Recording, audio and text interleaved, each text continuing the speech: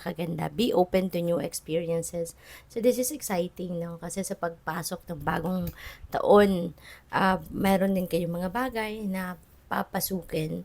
You are also going to try new things, no? Siguro new ways of life or kung ano man, ano. And this is purely an adventure para sa'yo.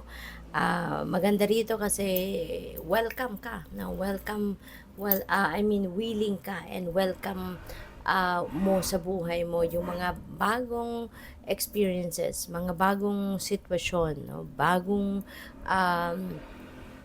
Bagong approach siguro sa buhay, yung gano'n. So, this is really beautiful.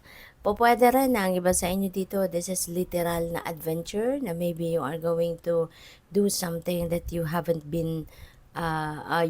done before, or maybe you are ready to come out of your comfort zone para subukan ang mga bagay na hindi pa ninyo nasusubukan, puntahan ang mga lugar, 'di ba, na hindi pa ninyo napuntahan, yung mga gano'n ba, no? So, this is really an exciting period, no, sa buhay ninyo. So, we also have love. Wow, true feelings. So, true love, no? Leo, maybe you are embracing love life, no? Around this time, siguro you will be focusing on your love life, you will be focusing on your person, kasi maaari din, ano, na baka na yung, kumbaga nahanap nyo na yung true love ninyo, no? Yung eternal love ninyo, baka nahanap nyo na yan, at kung maaari, no, na siya na yung kasama mo sa buhay sa ngayon.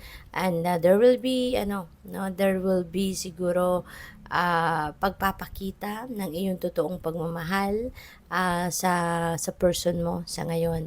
So, maaari na ngayon matututo kang magpahayag, magpakita, mag-express ng totoo mong nararamdaman para sa inyong person. Kasi baka in the past, baka meron pang hiya, meron pang pag-hold back, yung ganon. Pero ngayon, feeling ko you are definitely going to show off your true feelings towards your loved one.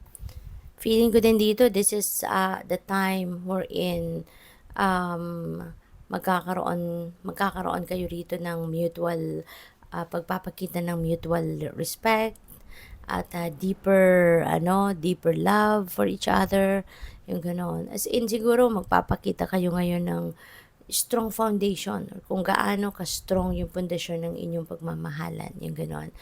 Maybe also